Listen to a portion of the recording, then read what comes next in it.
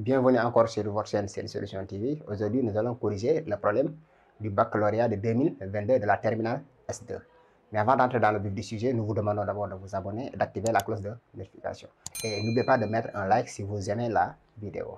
Top, maintenant c'est parti. Là, pour la première question, là, pour d'abord la fonction, on donne f de x égale à 1 plus x moins x ln de x si x est compris entre 0 et 1. Et f de x égale à 1 plus 1 sur racine de x si x est supérieur ou égal à 1. Et on demande la première question de montrer que d de f égale à 0 plus l'infini. Pour maintenant déterminer d de f, pour montrer que d de f égale à 0 plus l'infini, on va d'abord considérer cette fonction-là comme f1 de x. Et cette fonction-là, nous allons considérer comme étant f2 de x. Donc, soit f1 de x égale à 1 plus x moins x ln de x si x est compris entre 0 et 1.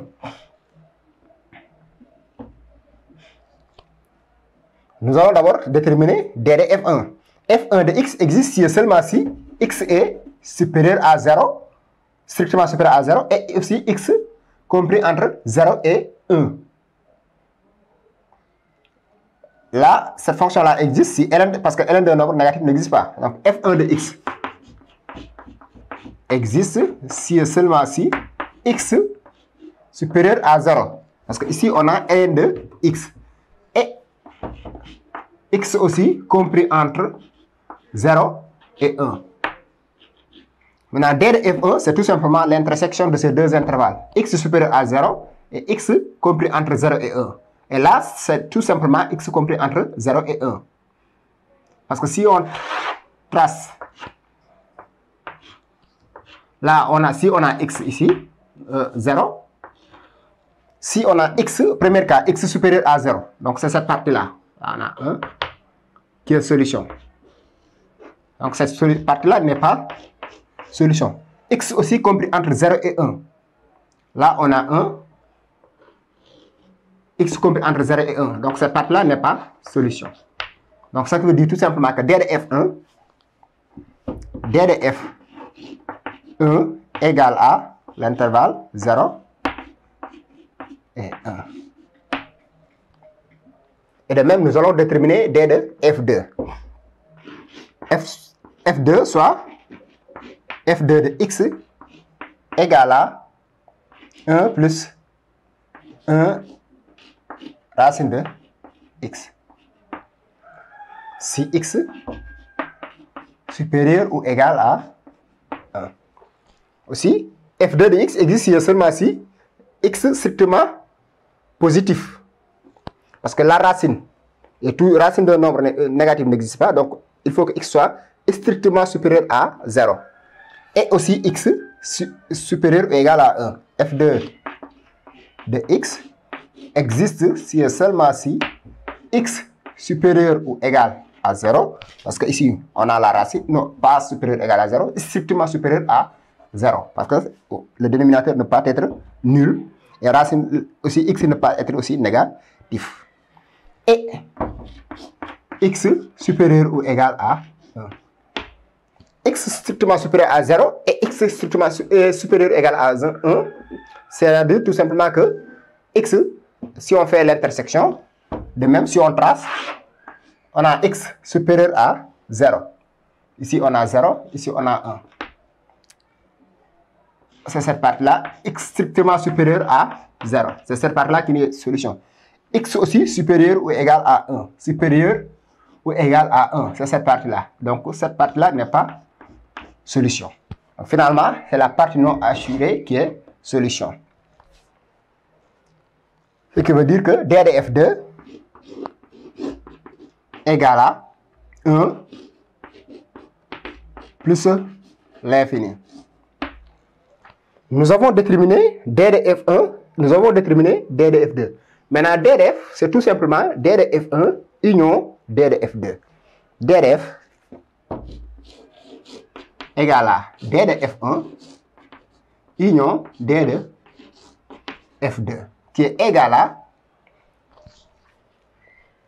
0, 1, union 1 plus l'infini.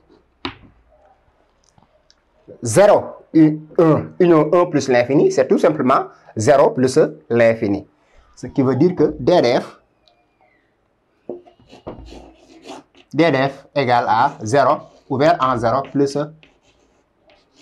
l'infini. C'est ça la première question. Pour la deuxième question, nous allons maintenant étudier la continuité de f à 1. D'abord, il faut calculer f de 1. Pour calculer f de 1, là où on a supérieur ou égal à 1, c'est là où c'est cette fonction-là que nous allons prendre. C'est cette expression-là que nous allons prendre pour calculer f de 1. On ne peut pas prendre cette expression-là, parce que ici, x est strictement plus petit que 1. Donc là où on a inférieur ou égal, supérieur ou égal, c'est là où vous allez prendre cette fonction, calculer cette f de 1. Donc là, on a x supérieur ou égal à 1. Donc x peut être égal à 1. Ce qui veut dire que f de 1 égale à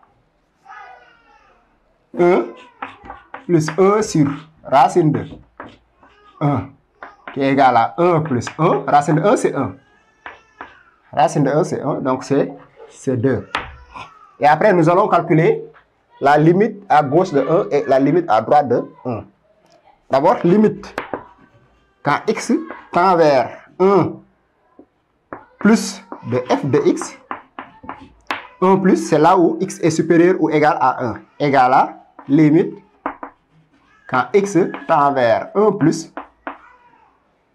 là où 1 plus, donc c'est cette expression-là. C'est 1 plus 1 sur racine de